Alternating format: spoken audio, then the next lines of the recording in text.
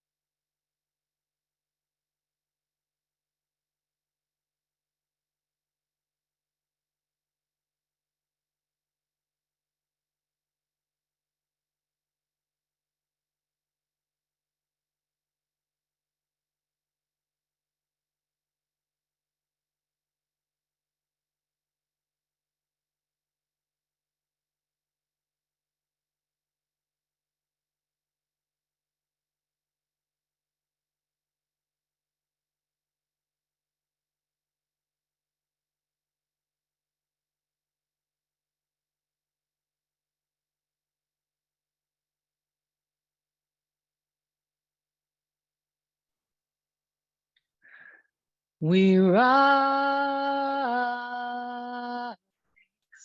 humbly hearted rise. We won't be divided, rise.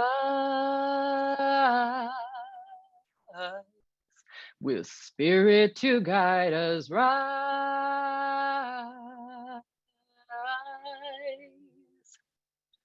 In hope, in prayer, we find ourselves here.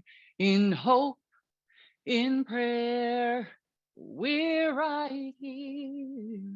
In hope, in prayer, we find ourselves here. In hope, in prayer, we're right here.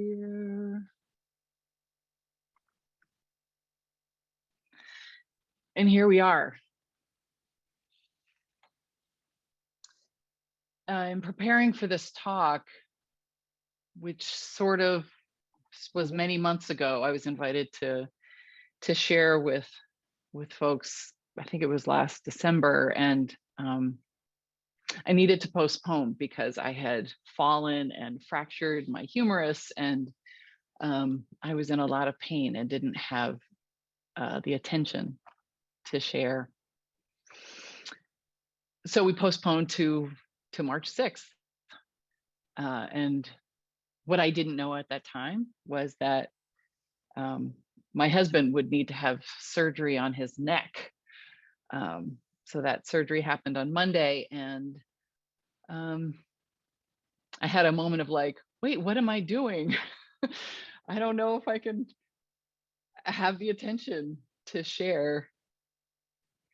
And so I sat with that, actually, of like, is this a moment um, to like kind of back out? And I decided the answer to that was no. And that the opportunity instead was to say yes, and to see what would come, and to know that this would not be a moment of perfection, and thank God for that. Um, that I would not be my most prepared ever, and that's okay.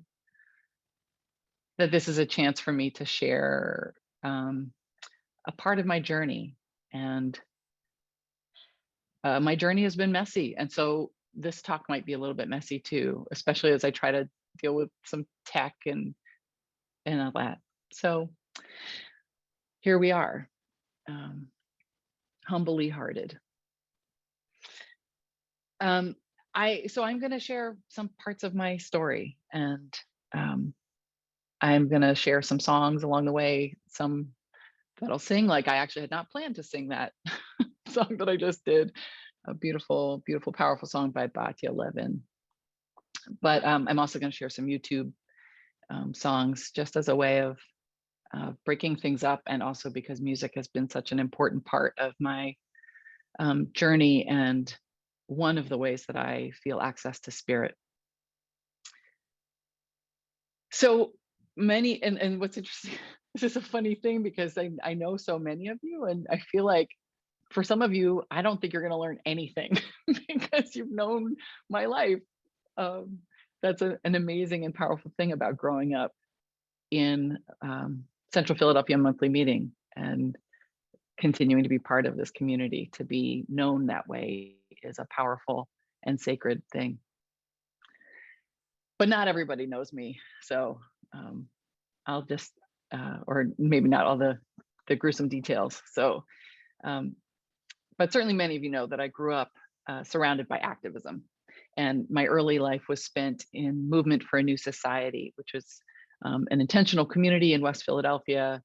Some of you were part of that community, and that was an incredible way to grow up, being held by community. And in some ways, I think I always thought that I would be an activist. It just seemed like that's what people do. and I was certainly a student activist when I was at Friends Select. I was seen that way. But when I went to college, I chose more of a traditional route. I started college at Oberlin in Ohio, and I thought I wanted to be a teacher. But that year, they had a program where in January, you would spend off campus working on a project. And so I asked Friends Select School, where I had gone, if I could come back and be like an assistant in a classroom, because I was like, I want to do elementary education. Let me try this out. And so I got to assist in a 3rd, 4th grade classroom with teacher Penny Colgan Davis, who is was an amazing Quaker educator. And that was such an important experience, because I got to see what a gifted, passionate, masterful teacher looks like. And I got to realize that that's not my gift. When I could see what an amazing teacher, the effect on students, I was like, you know what? I think that's actually not my gift. And it was like being in the presence of someone who was so well suited, and so living her purpose, that I was like, I think this isn't my purpose. So I was like, okay, I guess I'm going to be shifting gears and not pursuing elementary education. At that point, I wasn't quite sure what that was going to mean. Also, that first year of college, I remember Chuck Esser was the one who called me to let me know that my brother Peter had died. He had been found and had died of a drug overdose. And he was 20 years old and had struggled for years. I was 18, and I lost my first friend, my confidant and my playmate.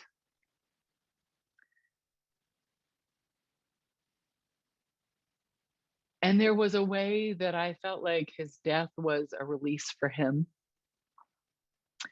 from the incredible struggle that he had really lived his whole life. So while it was a devastating loss for our family and for me, there was a part that I knew was a release for his spirit, in a way that in some ways I felt like he wasn't meant for this world. In the days following his death, I was at Oberlin. I didn't come right home, but in the days following his death, I went to work. I had my job at working in the dining service in my dorm, and I was my job was to I was the salad bar maiden, is what I called myself, and I refilled, the vegetables and things. And I was kind of, I think, a little numb and just trying to do what I had to do. And a friend came up to me who hadn't heard the news, and he said, "Come on, smile, Ingrid. It can't be that bad." And that was an experience that taught me a lot about how you can't assume that you know what's going on for someone else. And a reminder to try to meet people with compassion and tenderness and curiosity.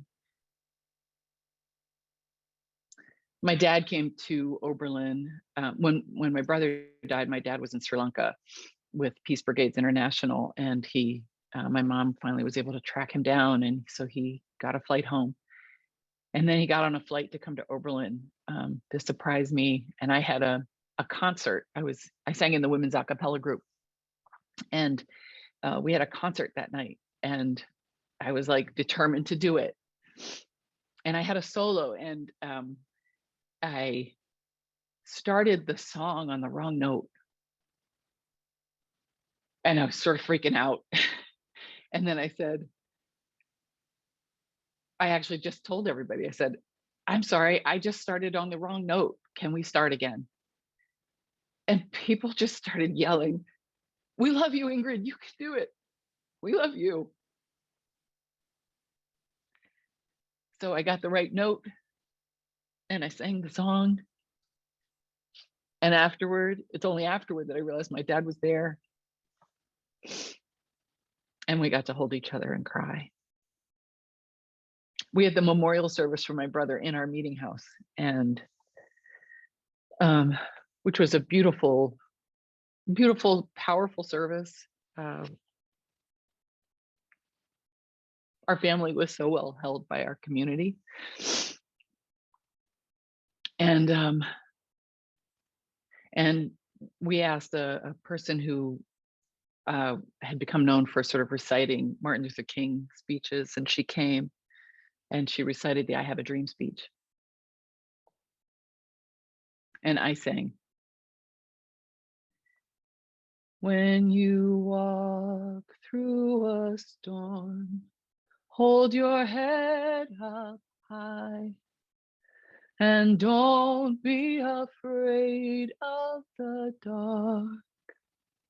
At the end of the storm is a golden sky, and the sweet silver song of a lark. Walk on through the wind, walk on through the rain, though your dreams be tossed and blown. Walk on with hope in your heart, and you'll never walk alone.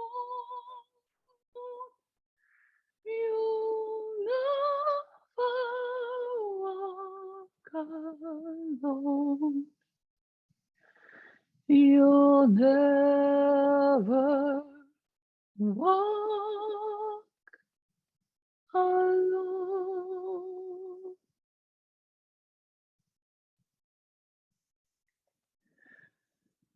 My brother's death was a turning point in my life. I chose to transfer to Temple University, not just because of my brother's death, but that was part of it. I lived at home with my dad, and being geographically close to my family was a new priority. I was aware that for many college students, getting maximal distance from family is a priority. But for me, I wanted to be close to my family. Also, while my sister was at Temple, while I was at Temple, my sister was in crisis and was not able to take care of her children. So my oldest niece, Crystal, came and lived with me and my dad.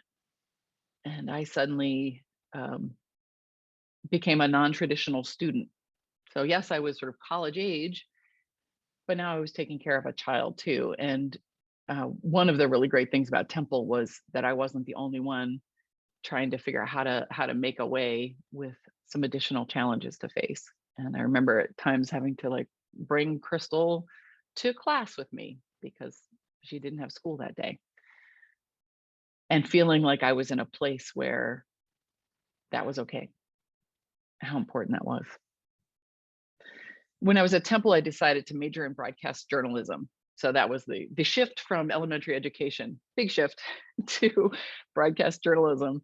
And despite being urged to by my professors to go into TV news, I really wanted to pursue a career in public radio. I was one of those kids who was in the back seat while your parents have control over the radio dial, and we listened to a lot of public radio, and that's what I wanted to do. Right out of college, I got married, and like right out of college. I graduated in May, got married in July, and I got married in our meeting house. After graduation, we moved to Rochester, New York, for my then husband to go to graduate school. James was a really gifted classical pianist who knew since he was 4 what he wanted to be. And I have to admit that I admired that, and I felt a little jealous that he seemed so clear and directed. We went there with him having a plan about school and me being like, I got to find a job. So I decided to volunteer to answer phones for the radio pledge drives of the public radio station there. And one thing led to another, and I got a job filling in for to be the receptionist for the radio station. It was a radio and TV station like WHRY, and so I got to fill in as the receptionist for the receptionist who was on medical leave. And then I got trained to be the Saturday evening radio host, and I got trained to become what we'd call a pitcher, or somebody who during the radio or TV pledge drives goes on air and says how you can be part of supporting public broadcasting. And I loved it. I loved it. And this was definitely a case where I just kind of kept showing up with enthusiasm. I was dependable. I was an eager learner. I was a team player. And one job kept kind of leading to the next. I definitely did not have a big grand plan about that, but I did keep showing up, and then the next opportunity would like open up. When my husband finished graduate school, we agreed that the next move would be for me though. And I got a job working at NPR in Washington, DC. I sold programs to stations around the country, which was a fascinating experience to get a sense of how big this country is and how the different stations were trying to be responsive to the needs and interests of their communities. And I felt really connected in with this like huge community of public broadcasting, and particularly public radio. And that was a real gift and a place I felt very at home. While I was in my job at NPR, like at the public radio mothership, feeling pretty amazing and learning a lot and growing, my husband got a temporary job teaching at a college a few hours away. And in some ways, I feel like that was the beginning of the end, although it can be hard to know really where the beginning is. But I can tell you that he basically threw a bomb in our relationship by having an affair with one of his students. And I was completely heartbroken. I was angry. I was confused. I was hurt. And support from my parents and my friends was critically important. Um, I remember, calling my mom and going and sitting at the kitchen table with her and crying my eyes out. Therapy was also critical. I gotta give a shout out for therapy here. James and I were actually trying to figure out if there was a way that we could repair our relationship. And my friend and mentor Neonu Span sat with me at my dad's kitchen table and gave me the advice to stay awake, to listen to myself and spirit, to not become numb, and to try and to not try to avoid the pain. One morning, James was telling me about his future plans, including like what music festivals he wanted to go to, what competitions he wanted to participate in. And I realized I was like not part of that. As he saw his future, I was not part of his considerations. And I realized I deserved better. And that was actually a pretty important spiritual moment for me. I really felt spirit calling me to make a choice, and that choice was to choose me, to choose me. I had done a lot of supporting James and being his cheerleader, and this was actually a time that I needed to choose myself. So I left, and I knew that it was over, and there was a lot more heartbreak, and it was a very different experience than like I want to leave, or some expletives and I'm out. It was just like this total clarity that it was what I needed to do, was to move on. This was a time that I learned how to pray for myself.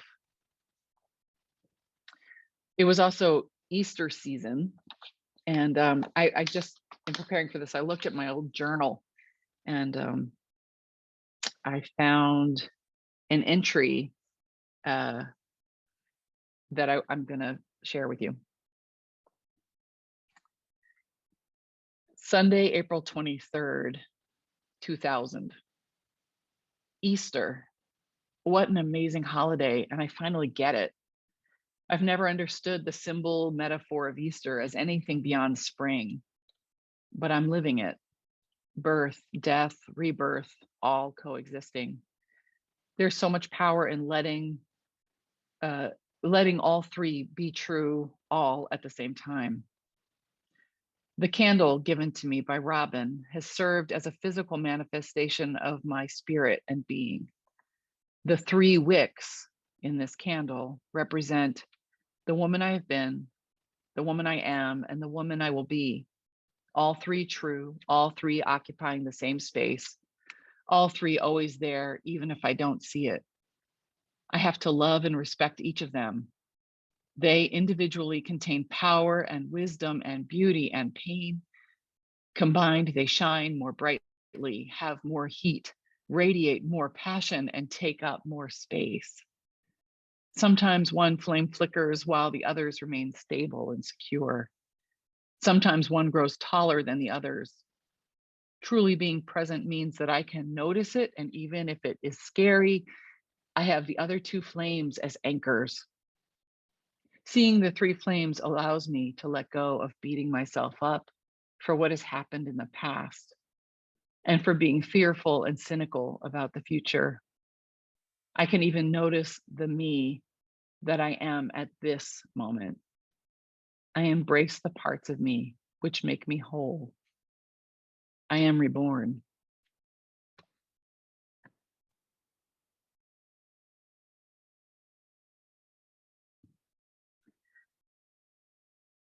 Huge, huge opening and learning for me that came from a tremendous amount of pain.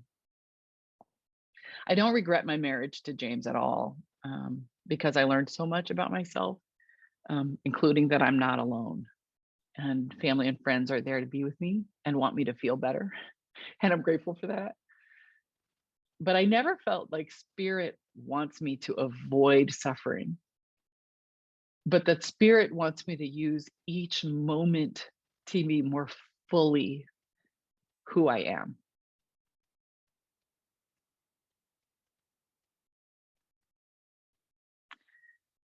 In the meantime, as my heart was going through a transformation and my spirit was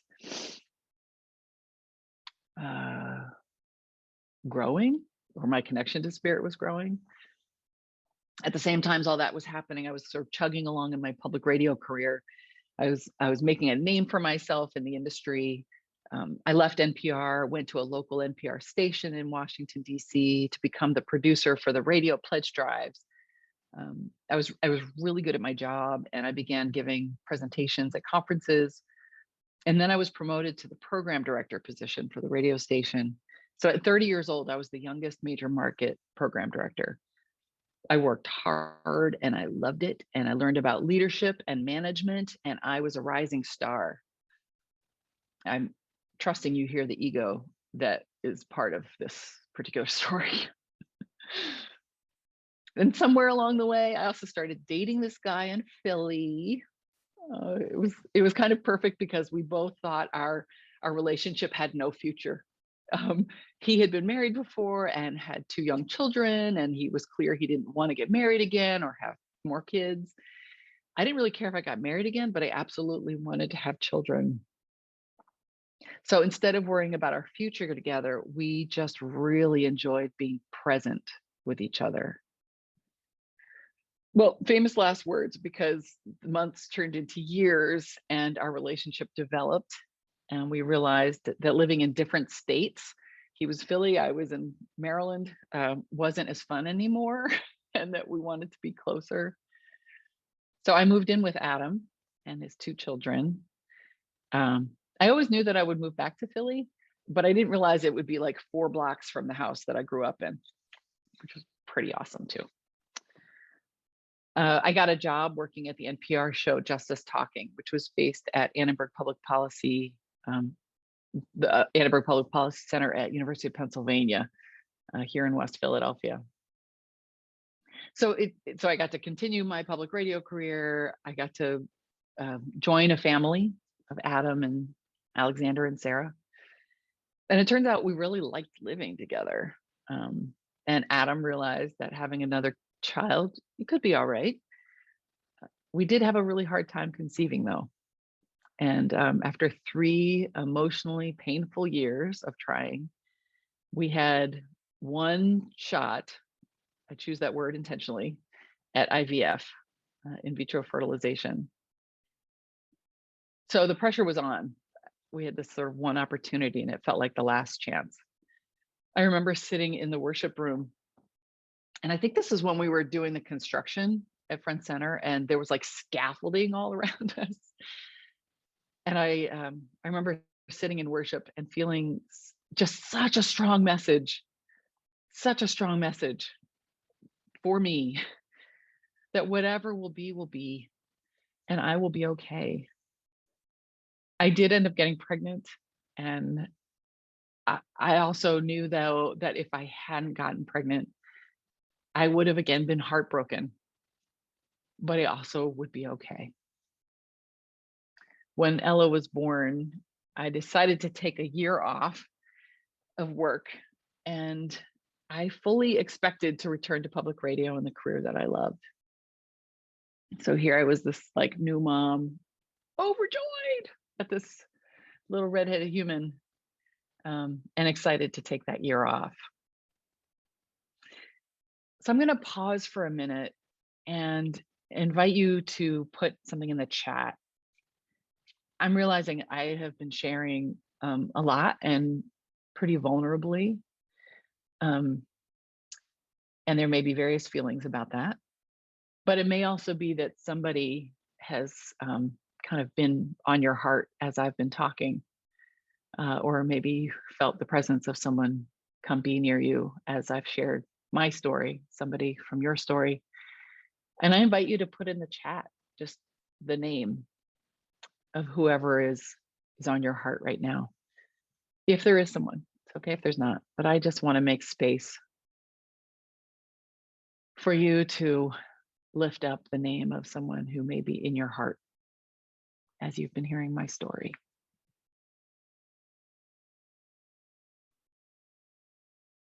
I honor each of those people and they're part of your journey. And you can keep adding names if you want to.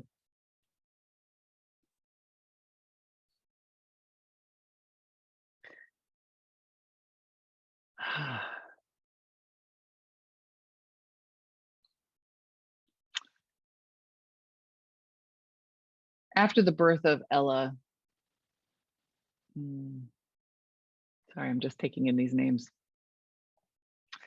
After the birth of Ella, my trajectory really changed. The focus of my life changed dramatically. Maybe that's sort of obvious when you have a child. That does happen, but in more ways than just becoming a parent of this new human. At that time, this was in summer of 2009, there was a growing concern among Quakers in the Philadelphia region about climate change. And while there were a lot of Quakers, including me, who were making changes in our personal lives to like lower our carbon footprint, and there was certainly a lot of work being done in terms of legislation with FCNL, Quakers as a group weren't really being confrontational in demanding change. And I felt huge urgency to do something bigger and bolder about climate change. I had a new baby and was more clear than ever that I had a responsibility for taking on this crisis of climate change. At Philadelphia Yearly Meeting that summer, which I didn't go to because I was heavily laden with child, there was a panel, and my dad was one of the people on the panel, and out of that came this like uprising of like, how do we get moving on this and really take on a nonviolent direct action campaign. So while I wasn't there got to be a group of friends and friends of friends gathering to think about what could we do. And I started attending those with itty bitty Ella on my shoulder or in the front pack. So, and some of these Quakers, certainly my dad, Carolyn McCoy, others from our meeting, and many other meetings in the Philadelphia area, as well as folks who don't identify as Quaker, but were ready to throw down with us. And we decided to start Earth Quaker Action Team, or EQUATE. Our mission was and is to build a just and sustainable economy through nonviolent direct action. And we made the decision to become an organization on the same day that Central Philadelphia Monthly Meeting's beloved member, George Willoughby, died. We had gotten the news, and it was powerful to feel his spirit as part of what we were beginning. We were drawing on that Quaker legacy of nonviolent direct action. And certainly our commitment isn't, it's not particularly Quaker, it's not unique to Quakers, but certainly over 4 centuries, Quakers have organized campaigns for specific goals using nonviolent direct action and to challenge the unjust systems around us. And it was really important that we wanted to draw on that legacy as a source of inspiration, as spiritual grounding and accountability to frame ourselves and our work within that particular lineage and identity. And it was a part of, for me, coming from a particular Quaker identity as an activist was very empowering for me. We decided that the target of our first campaign, well, actually of any campaigns that we do, would be corporations, because we saw them as so clearly profiting from climate destruction. And we chose PNC Bank as our first campaign. And many of you here today participated in one way or another in that campaign. Carolyn McCoy agreed to be the clerk of the board, and I agreed to be assistant clerk and to function. Essentially, I was functioning as the director, even though we didn't use that title. But it was where I got to really use a lot of my management experience And that was really helpful. And as I said, baby Ella was in attendance many meetings at Friends Center, being handed around and or lying on the floor in a blanket. As we approached Ella's first birthday, Adam and I discussed my going back to work, because the original plan had been I would take 1 year off. And I was deeply committed to the work Equate was doing. And I felt my skills and experience and heart and soul were well used in my activist work.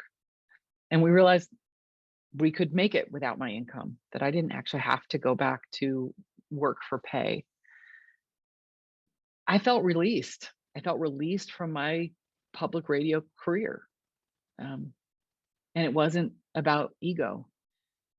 I felt proud of the work I had done in public radio. I knew I could go back to it. But being a rising star in public radio wasn't what mattered to me anymore.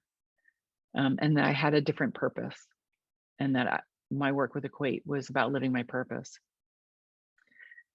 I really felt the call to commit myself to the hard work of system change, because it felt so clear that the status quo was just leading us right over a cliff. So I want to pause again and again invite you to use the chat to share with us something, like what's something that you have released, or something that you feel spirit has released you from. Just if there's something in your life's journey that you have been able to release or felt clear to release, if you would share what you feel comfortable about that.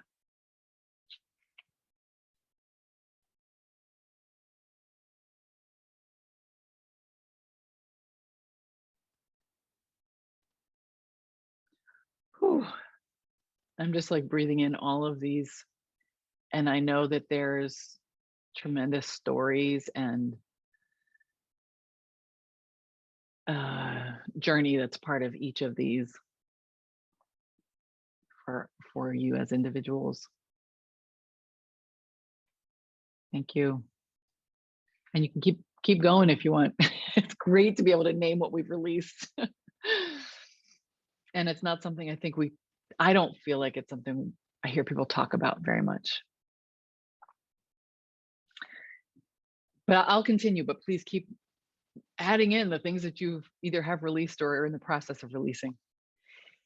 So my work with Equate, which again was not paid work, it was volunteer work. And there's a way that I think sometimes when we say volunteer work, we diminish what it is, the power of it. So I want to acknowledge the importance and power of volunteer work.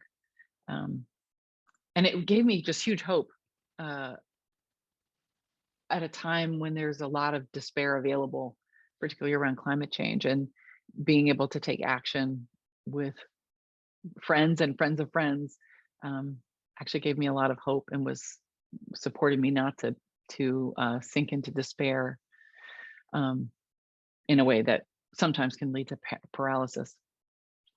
And I had really deeply spiritual experiences in Equate. Growing up in Central Philadelphia Monthly Meeting, and I went to Friends Like School, and I went to Quaker camps. So I had experience of meeting for worship in different kinds of contexts, but mostly in meeting houses or like in nature. Those were the two primary places I experienced meeting for worship. But with Equate, I learned that you can have an extraordinarily powerful meeting for worship in a bank lobby, or in the plaza of the federal building, or in PICO headquarters. And the power of taking a spiritual practice on the road, if you will, that we have this technology available to us wherever we are. And what that invites people into is extraordinary. I remember us sitting, we would actually literally go sit in a circle in the lobby of a bank or in PICO. And it was really striking how much people for the most part, would not cross that circle. There was something that was sacred about this circle that we created, and people honored that. They would walk around us. They would have lots of feelings about us being there, particularly the manager of the bank, but they didn't know how to disrupt it because we were up to something bigger. We participated. Equate organized a big action at the federal building, and in 2014, we had about 200 people come to protest the KXL pipeline. At that time, I don't know if you remember, but President Obama was in a position to be able to veto it. So the focus was going to the federal building to, push Obama to veto, or to stop the construction of the KXL pipeline. And so we had 200 people. There were these 3 different entrances. There's this very big plaza, and there were 3 different entrances. And so we had folks who were willing to risk arrest at each of those doors, basically blockading those doors. And I was at like door number 3. And it's a huge plaza, so I couldn't actually hear all of what was going on. But at one point, our action lead, which is what we call that, the person who kind of is paying attention to the whole thing and helping to move things as we need to, how to adjust. Lena was in charge at that moment, and Lena Blunt called us to worship. Now, I didn't hear it. I did not hear the call.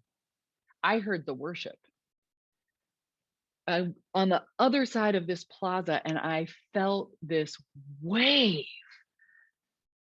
come across the plaza, a wave of silence, a wave of spirit, like descend.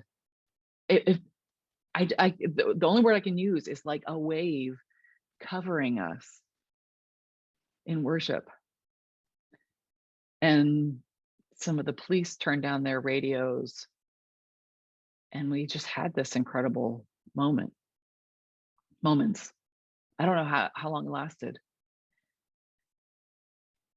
After that worship, there was a shift in what was going on, and the police started actually arresting people at like door number 1. And so we had this sort of choice to make, but it seemed clear they were going to clear door number 1 and then just make it so people could go in and out of that, and they would just let the rest of us hang out. And we wanted to escalate. We wanted to keep the pressure on. So I was at door 3, and we had somebody who came over and who was also helping to think about how to move things forward and how to use the energy of the group.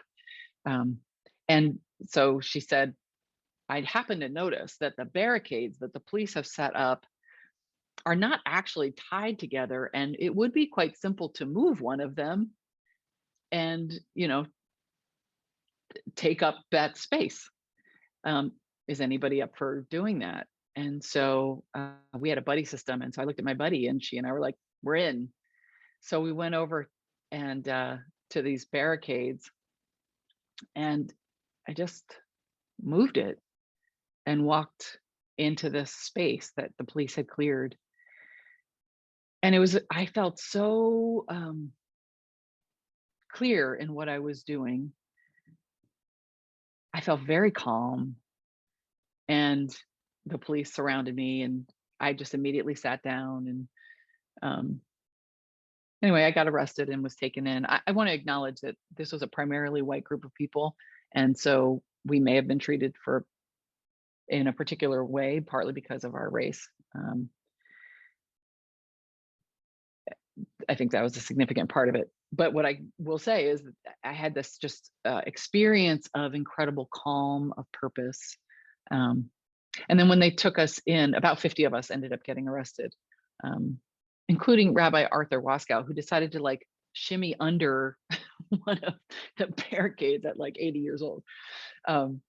So we got put into jail, the cells and the basement of, it's kind of funny, they take you like into the building that we were blockading, into the basement to the jail cells. And they separate us by men and women. And so we had some time in there to talk with each other. And it was only people who were part of the protest who were in these two cells, and they were like back to back. And so we started sort of talking with each other and decided, introduce ourselves, because we didn't know everybody, and we decided to sing a song that someone had taught us. Actually, we learned it in the jail cell. Somebody knew the song, and we sang it to everyone in the cell.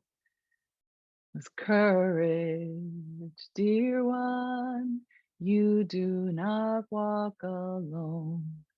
We will walk with you and sing your spirit home. So we put forward a name, and one of Equate's founding mothers, Ann Yasuhara, who had wanted to participate in this action, she's a member of Princeton meeting, had found out she had cancer and was not able to be with us. So we sang, courage, Ann, you do not walk alone. We will walk with you and sing your spirit home. We sang that to every woman in the cell. And then the men who we couldn't see started yelling their names. And so we sang to them. And then we sang there were some men brought through the space who had been arrested, who were not part of our action. So we sang, courage, brothers, you do not walk alone. We will walk with you and sing your spirit home. Again, a space that felt covered by spirit, by community, with song.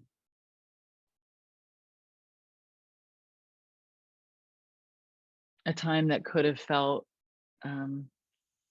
more scary, a time that could have felt isolating. It was not comfortable, but we made it about something else as well by being able to see each other, sing to each other, sing with each other.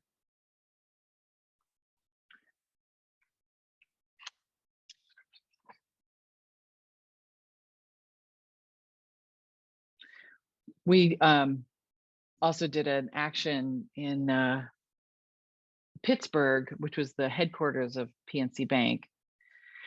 And it was this thing called Power Shift, which is a national gathering of mostly college age folks who are working on climate change and would show up in different places in the country every year. And they chose Pittsburgh that year. And so we did a whole series of actions that day at different bank branches. And in fact, it was the largest bank branch action in the US at that time. And so we were had people going out around the city and descending on these PNC Bank branches and having meetings for worship. And for many, many people, it was the first time they'd ever experienced meeting for worship. Think of that as an introduction to worship. But we were ending the day, that was in the morning, and then we were having an action. All of those were not ones where we were risking arrest. The final one, we were planning to risk arrest, and it was at this one building downtown. And we had a circle. I wasn't risking arrest that day. I was in support of the folks risking arrest, and so I held a circle to like a grounding circle, and just asked people to share who they were holding in their hearts for this action. Like, who were they bringing with them? And we had this just powerful worship in a nearby park where people got to bring in the spirits of those who were in fact going to, they weren't physically with us, but they were with us. And I felt that so strongly. And then we walked over, and at this point, PNC was onto us and had shut down doors. We're checking IDs, and this bank branch was in a huge building that had also other things, had a Starbucks and had offices and things. So they couldn't just shut down the building, and they had these rotating door things. But they were going to check everybody's business, like, what were you doing there? And my job was also to carry all of the props. So I like had these big props and stuff. And so we just like got ourselves seriously centered and went in, like each person went in and everybody got in, including me with all these like props. And they just said, what are you doing here? And I said, I'm meeting friends inside. And they were like, oh, come on in. It felt like the most like Star Wars Jedi mind trick ever of seeing this. Like, it really did feel like Spirit was like, and you shall enter, you shall enter. So another example of a really powerful Spirit in action working through us.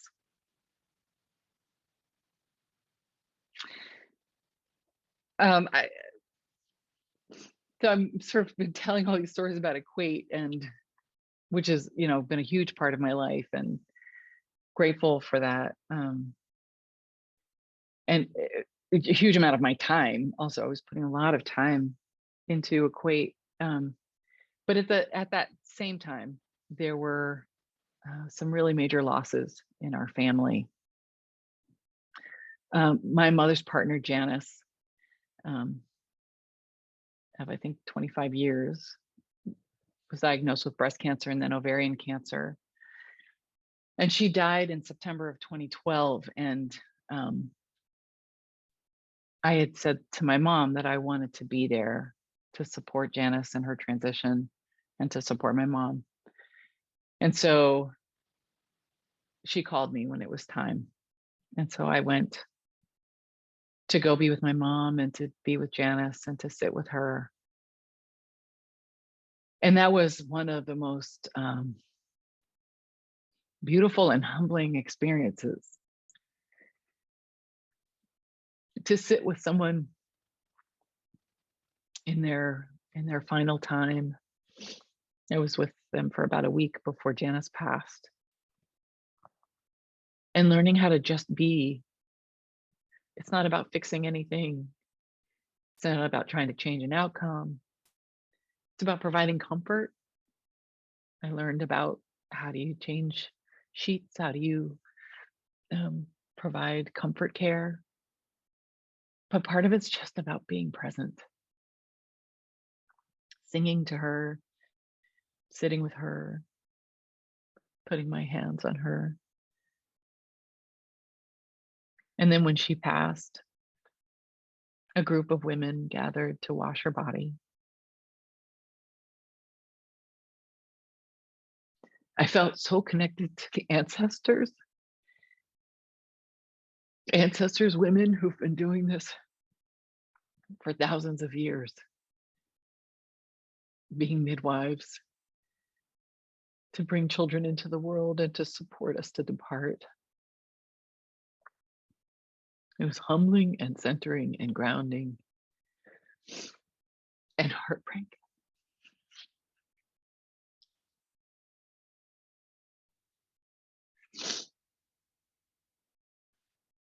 Then about 5 years later, our dear friend Judith Shea, who I called my fairy godmother, got diagnosed with acute myeloid leukemia. She was diagnosed in April and died in June. And she had moved to Folkways, and so she had moved from Connecticut, and so she was nearby. And again, being part of supporting her as she prepared to leave or to move to a different realm. It was a huge privilege. We had a meeting for worship for her in her room, and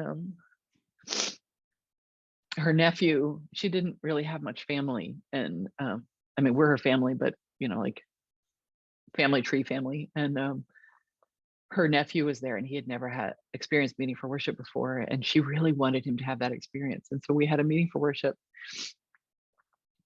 and I had this first of all, I'll just say I don't think of myself as a mystic. I don't have very many what I would describe as mystical experiences, or not that what I imagine that to be. But I really, during worship, had a vision of Judith walking into the ocean, walking naked into the ocean, into this ocean of love, this vast ocean of love. And while I was deeply sad to say goodbye to her and to lose her, I didn't fear where she was going anymore.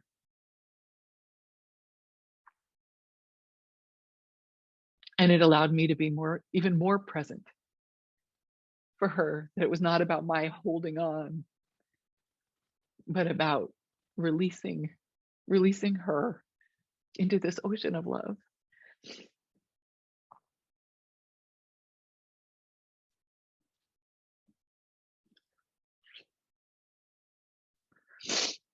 Accompanying both Judith and Janice included tremendous heartbreak, and it was a tremendous gift. I feel more fully human. And I also feel both of them from the spirit realm. Like, I feel a direct line of unconditional love, unconditional acceptance. And I talk to them and I feel them with me.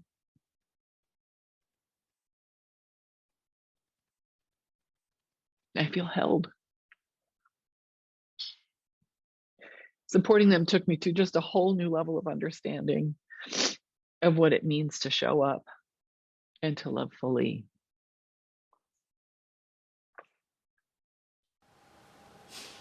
I am sending you light to heal you,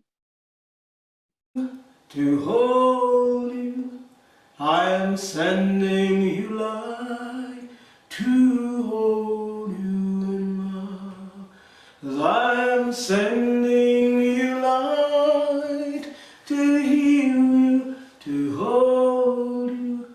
I am sending you light to hold you in love. I walk the path with you. Go slow, dear one, don't hurry.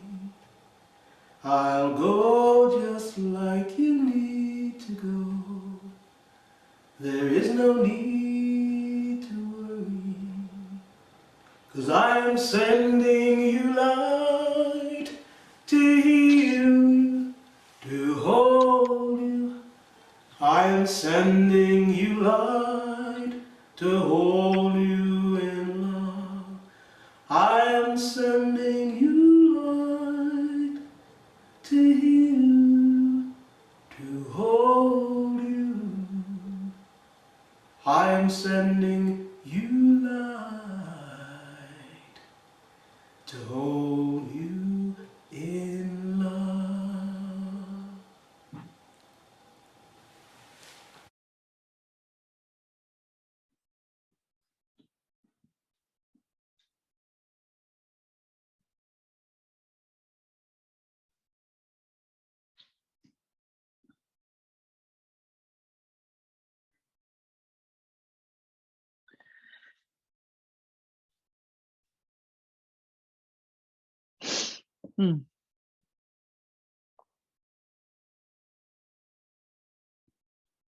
I want to acknowledge that all of us have experienced loss, and we each have our own way of journeying. And I'm grateful for the chance to share with you some of my process, or the ways that I've tried to journey. I another thing that was able to shift in my deciding to leave my kind of career of public radio, and it opened time for me in a different way, was that I was able to take on more intentional work around anti-racism. I I could probably just talk about this for a really long time, and I won't. But I do want to share that my family. Well, let me say this. So for a lot of white people I know, there's a moment when they realize that, like, have a moment of realizing race, um, and like maybe remembering the first time they met a Black person, or having, a new awareness about race. Um, and I grew up in a family where my parents had adopted my brother and sister before I showed up, surprisingly. Um, and my they're both Black. My brother and sister are both Black. And so by the time I showed up, I came into a family where my siblings were Black. I didn't have an experience where, like, I found out um, there are people who are, different races. Um, and I didn't grow up with a segregated experience. And then I know that that's so true for many, many white people in the United States. Um, but that wasn't my path. I very early learned how to code switch. I was comfortable in groups where white people were not the majority. Um, and I also really knew and felt the heartbreak of separation around race. I knew that I was seen and treated differently than my brother and sister because of our race. No one ever assumed that we were family, which was deeply painful.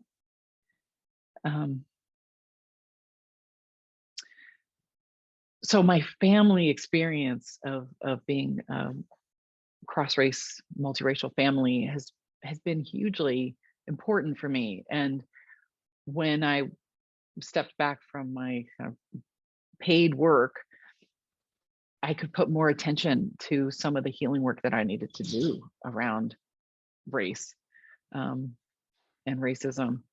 When I was like 9 months pregnant, I went to my first Beyond Diversity 101 workshop with Neonu Span. And that was huge for me, to be able to just like really do a very deep dive into my experience, into how I see the world, and not just around race. Beyond Diversity 101 is about all kinds of levels of identity. But it was at that workshop that I realized I was going to have a white baby.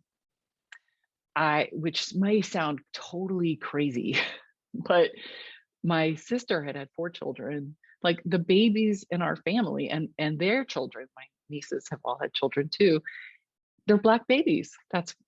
And so it just, like, it hadn't really occurred to me that when I had a baby and my partner is a white guy, that we were going to have a white baby.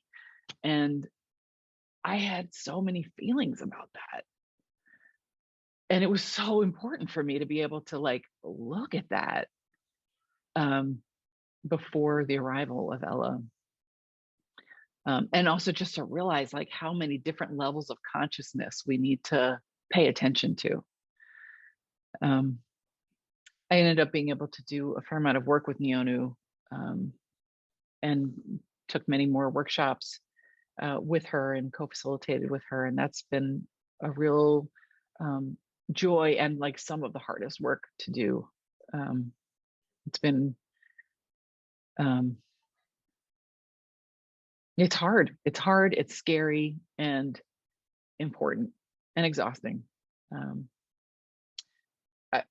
There was a workshop that I went to called BD 101 Race, which is very specifically about race. And they had us separate into groups of Black folks and white folks. And so we had affinity groups, and we'd do some all together and some work independently. And it was actually in there, when I was with this group of white people, I mean, I had a huge, I guess you could call it meltdown or opening to the level of grief I felt about losing my brother. And And it was there that I realized that part of the loss of that was that I lost my first friend. It was also at that workshop that I got really clear how important it is for white people to work with other white people on racism, on undoing our racism. And so I started finding ways to be in relationship, whether it's like kind of co-accountability buddies. Like I have a couple of friends who were buddies for each other, and around accountability with race. Where are we feeling challenged? Where are we questioning? Where, if we fucked up, who do we get to go to get support? So that's been really, really important. And there's been a really important spiritual dimension to that too, that feels important, especially at this time where there's so much kind of call out culture, or a lot of shaming. And I just don't believe we do our best learning, or it's really hard to release if we're just terrified of messing up all the time. And I think we need support around that. Particularly white people really need support around this. So yeah, that's been really, it's built some really beautiful relationships around, as a white person with another white person, how do we support each other to show up as our full selves, and our learning selves, our emerging selves. And I've also started doing some coaching for, particularly, so far it's primarily white women who are in positions of management with people of color, and trying to really support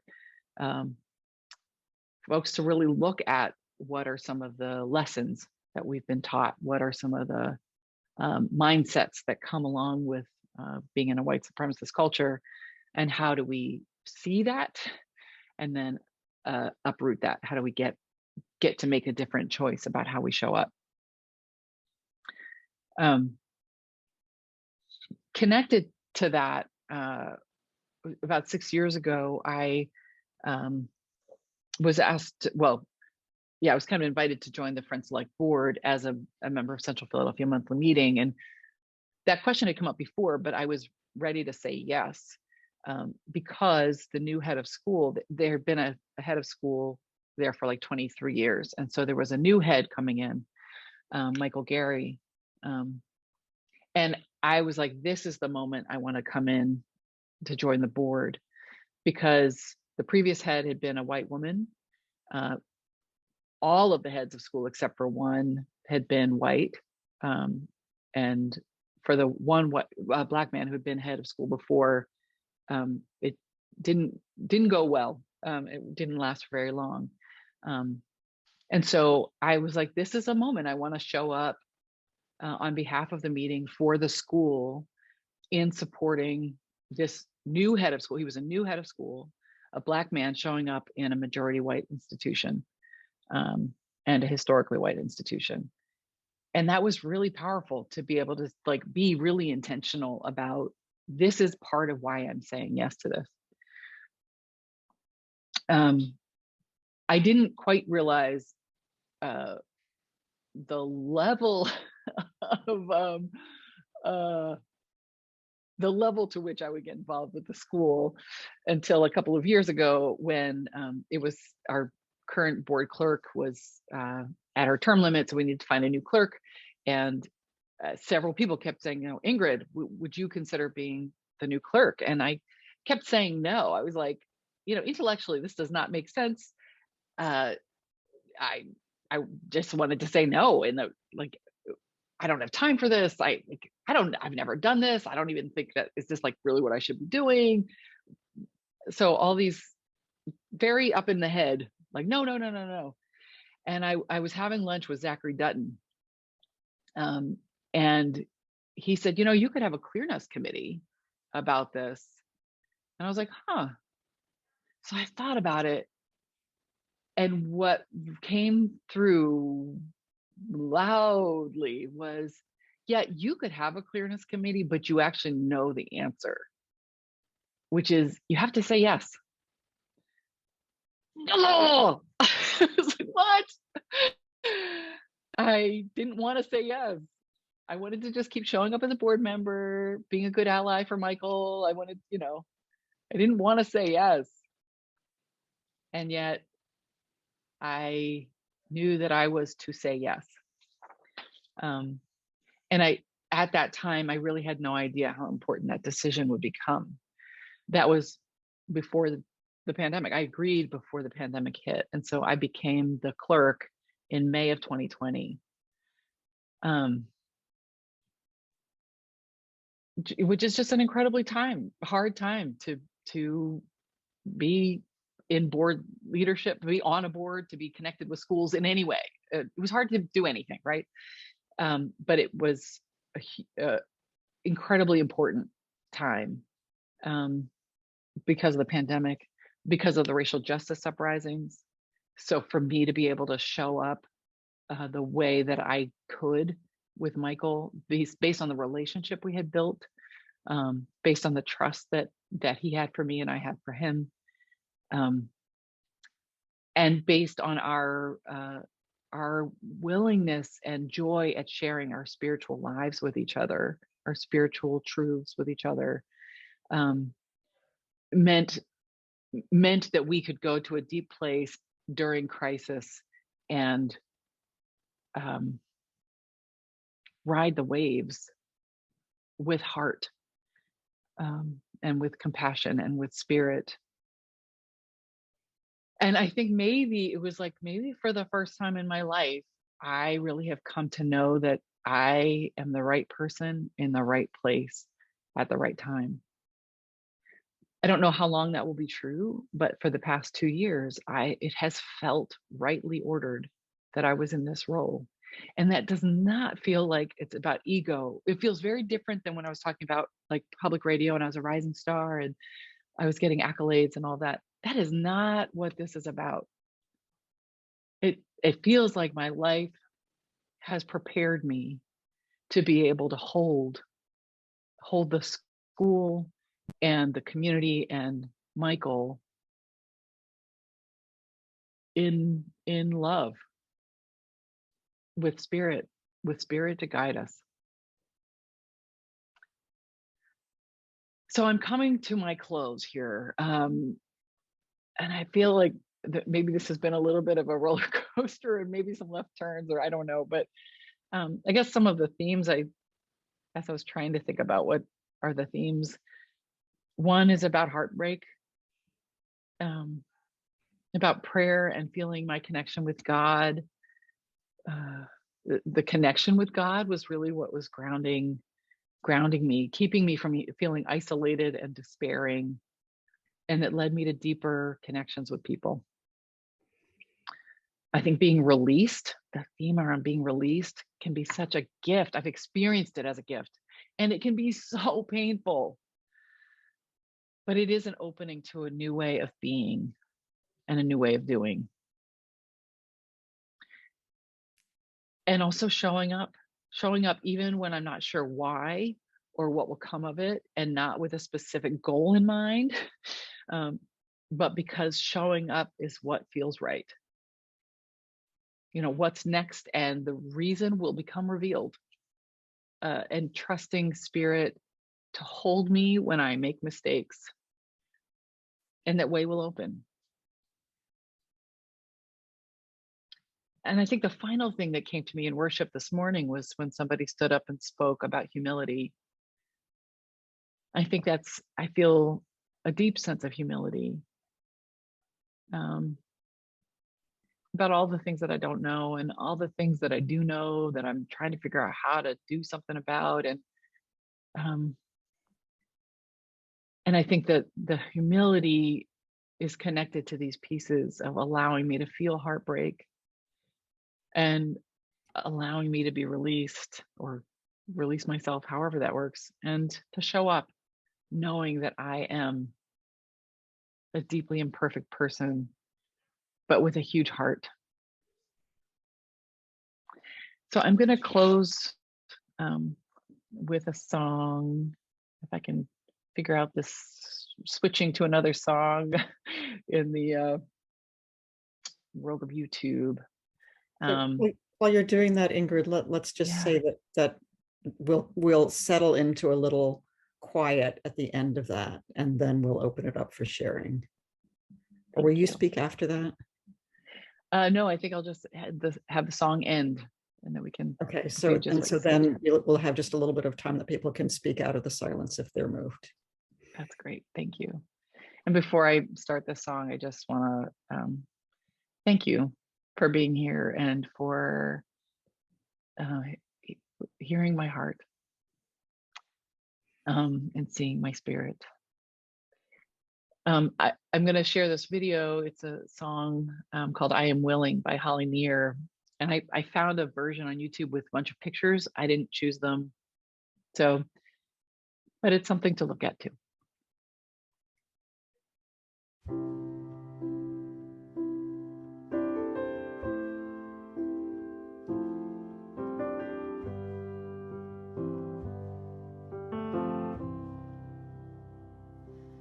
I am open and I am willing, for to be hopeless would seem so strange.